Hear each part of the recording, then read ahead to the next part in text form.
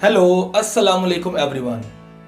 I'm Kaleem Mughal and in this video I'll teach you about emphatic pronouns and the pronoun each other. तो सबसे पहले हम emphatic pronouns को discuss करते हैं कि what are emphatic pronouns. Emphatic pronouns are actually the pronouns which emphasize the action done by the subject.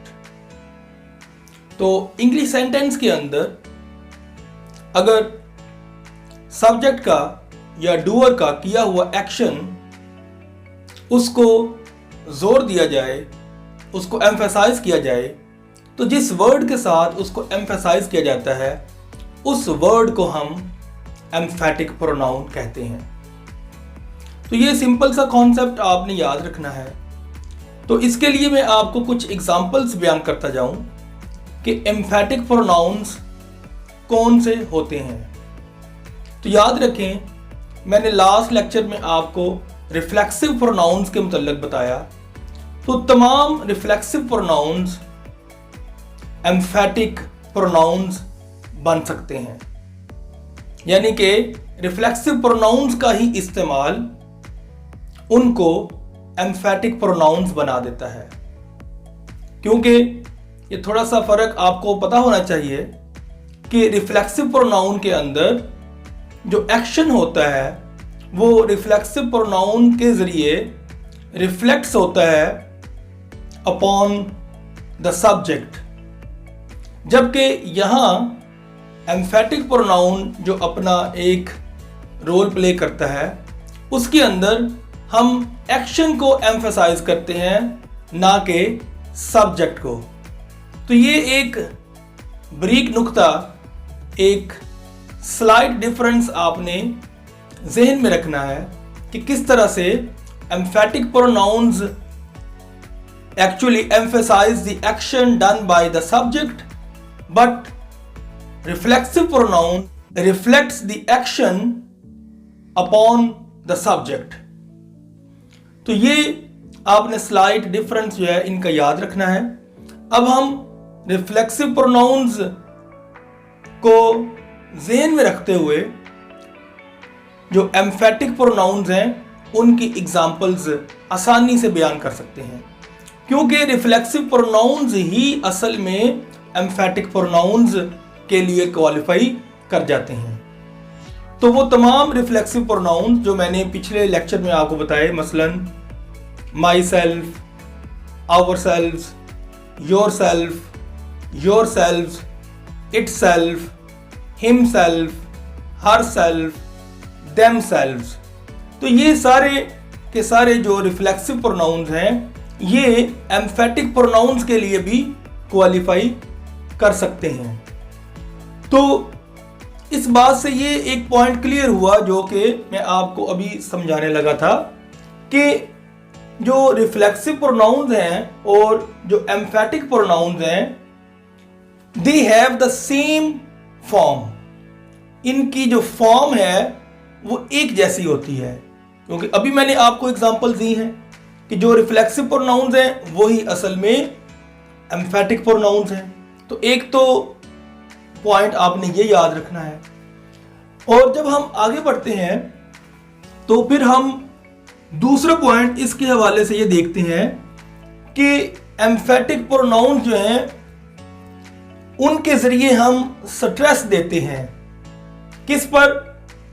Self पर या सेल्व्स पर।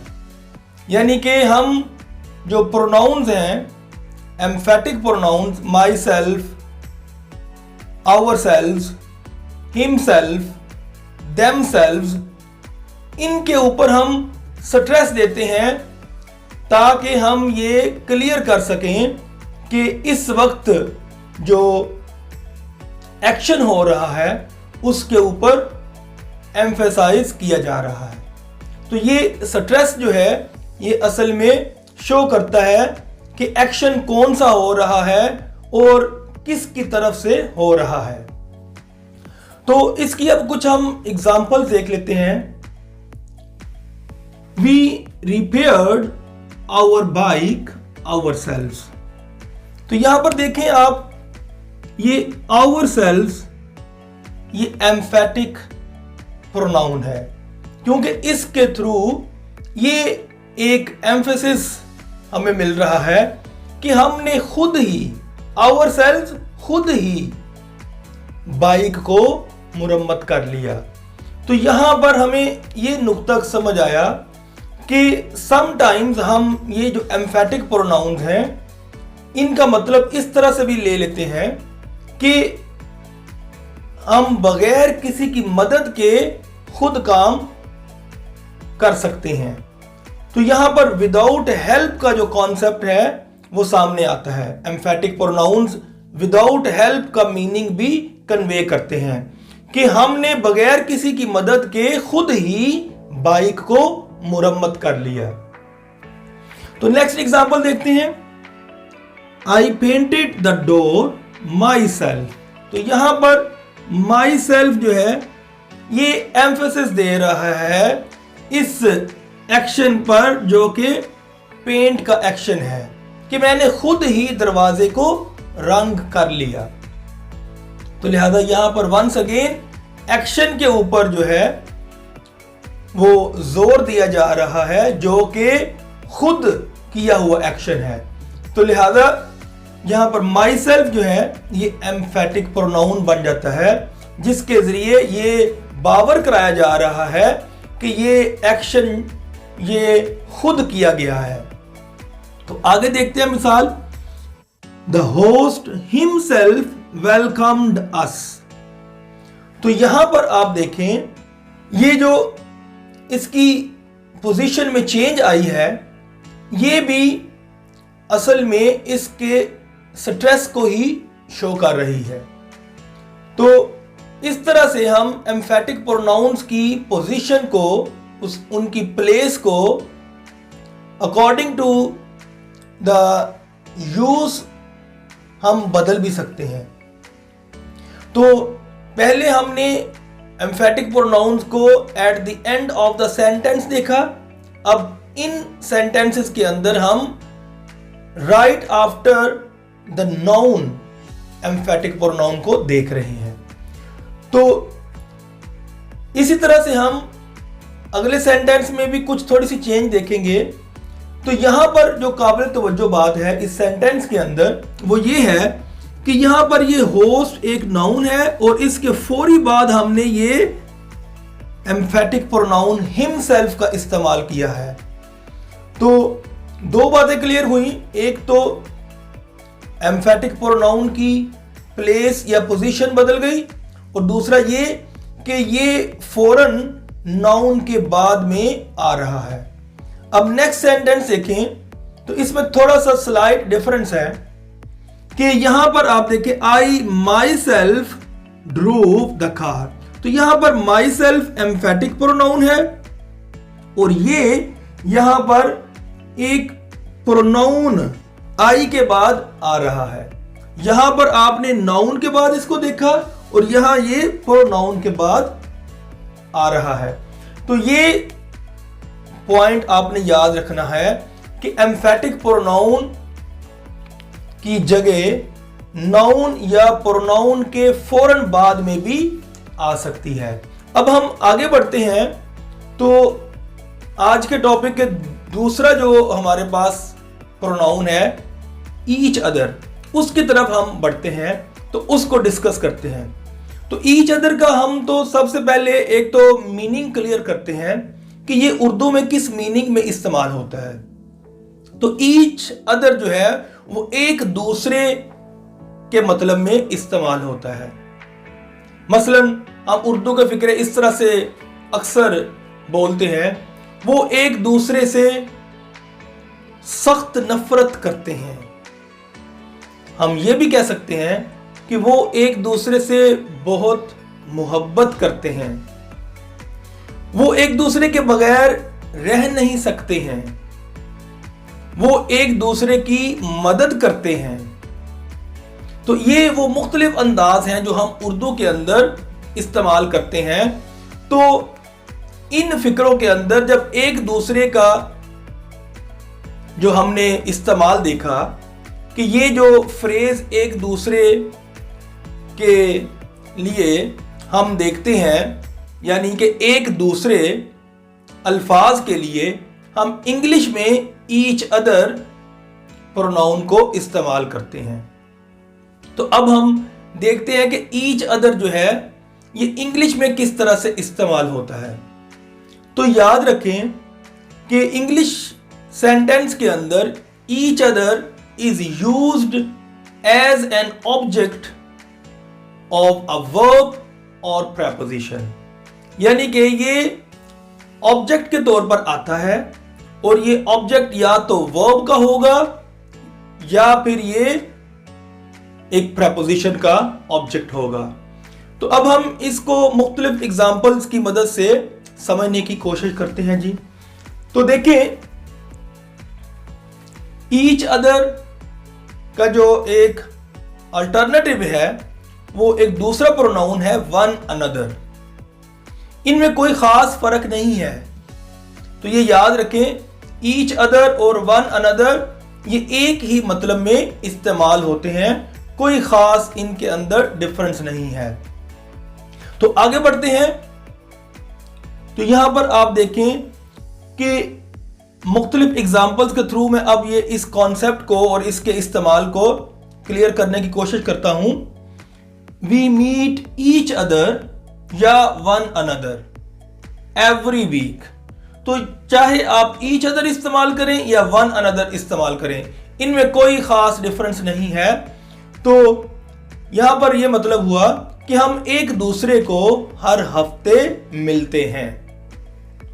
अगला सेंटेंस देखें, दे लव ईच अदर, वो एक दूसरे से मोहब्बत करते हैं। तो ये एक दूसरे, ये वाले अल्फाज जो हैं इन पर जरा गौर करें, तो इनकी हम इंग्लिश ईच अदर के साथ करते हैं। आगे देखें, दे हेट ईच अदर, वो एक दूसरे से नफरत करते हैं। We looked at each other, इससे पहले हमने ये वाले जो सेंटेंसेस देखे हैं, ये तीनों सेंटेंसेस हमें ये बता रहे हैं कि हम यहां पर ईच अदर को as an object of verb के तौर पर देख रहे हैं। यहां पर देखें, ये मीट वर्ब है, इसके बाद हमने ईच अदर और वन अनदर का इस्तेमाल देखा। यहां पर लव है जो कि एक वर्ब है और इसके बाद हमने ईच अदर का इस्तेमाल देखा।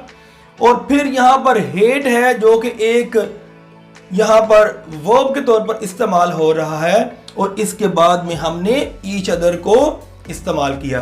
तो इन तीन सेंटेंसेस के अंदर हमने ईच अदर को as an object of a verb के तौर पर देखा। अब हम आगे कुछ एग्जांपल देखते हैं, तो वहां पर हमें ये as an object of preposition के तौर पर मिलेगा। तो सेंटेंस पर गौर करें, we looked at each other. तो यहां पर ये वर्ड जो एट है इसको हम प्रेपोजिशन कहते हैं और इसके बाद में हमने ईच अदर का इस्तेमाल देखा। तो यहां पर ये each other as an object of this preposition के तौर पर इस्तेमाल हो रहा है। आगे बढ़ते हैं, we can wear each other's clothes. अब यहां पर एक और हमें डिफरेंस नजर आता है कि यहां हम पॉसेसिव फॉर्म के अंदर इस्तेमाल ईच अदर का कर रहे हैं। तो ये जब हमने देखा ईच अदर्स क्लॉथ्स कि हम एक दूसरे के कपड़े पहन सकते हैं, तो यहां पर ये पोजेशन शो हो रही है एक दूसरे के कपड़ों के लिए, यानी कि एक दूसरे के कपड़े, यानी कि वो कपड़े जो कि उनकी मलकियत में आते हैं उनको वो एक दूसरे के साथ शेयर कर सकते हैं। तो इस तरह से यहां पर ये पोजेसिव फॉर्म के अंदर भी हम इसका इस्तेमाल करते हैं। तो आगे अब एक पॉइंट है जो कि मैं आपके सामने रखता हूं, आप इसको समझने की कोशिश करें और इसको ट्राई भी करें कि किस तरह से हम एक स्लाइड डिफरेंस देखते हैं ईच अदर और देमसेल्व्स के अंदर। तो हम ईच अदर, जैसे कि हमने अभी इसका इस्तेमाल सीखा कि एक दूसरे के लिए इस्तेमाल करते हैं, और देमसेल्व्स जो है हम एक, क्योंकि ये रिफ्लेक्सिव प्रोनाउन है और ये एम्फेटिक प्रोनाउन भी बन सकता है।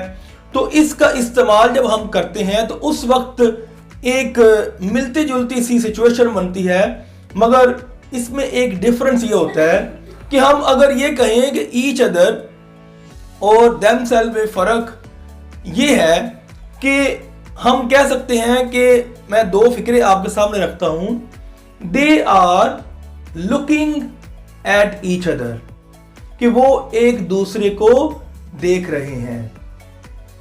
तो इसके ऑपोजिट मैं एक और सेंटेंस रखता हूं, they are laughing at themselves. तो यहां पर अब आपने जो पॉइंट समझना है वो ये है कि फर्स्ट सेंटेंस जिसमें मैंने कहा कि they are looking at each other, तो वहां पर दो लोग हैं, कम से कम दो लोग जो कि एक दूसरे को देख रहे हैं। जब हमने ये कहा कि they are laughing at themselves, तो उस वक्त हम ये भी कह सकते हैं कि वहां पर दो मुख्तलिफ लोग खड़े हैं, कम से कम दो मुख्तलिफ लोग, कि वहां पर कम से कम दो मुख्तलिफ लोग खड़े हैं और वो अपने ऊपर हंस रहे हैं। तो उस वक्त हम उनको अपने ऊपर हंसने के लिए देमसेल्व्स का यहां पर एक रिफ्लेक्सिव प्रोनाउन इस्तेमाल करते हैं। तो ये वो एक डिफरेंस है इनके अंदर जिनसे हमने ये देखा कि जो थोड़ा सा एक डिफरेंस है ईच अदर और देमसेल्व्स के अंदर, वो किस तरह से सम टाइम जो है वो कंफ्यूजन क्रिएट कर सकता है। तो आपने इस पॉइंट को भी ध्यान में रखना है और इसका बेहतर इस्तेमाल करना है। That's all, good bye.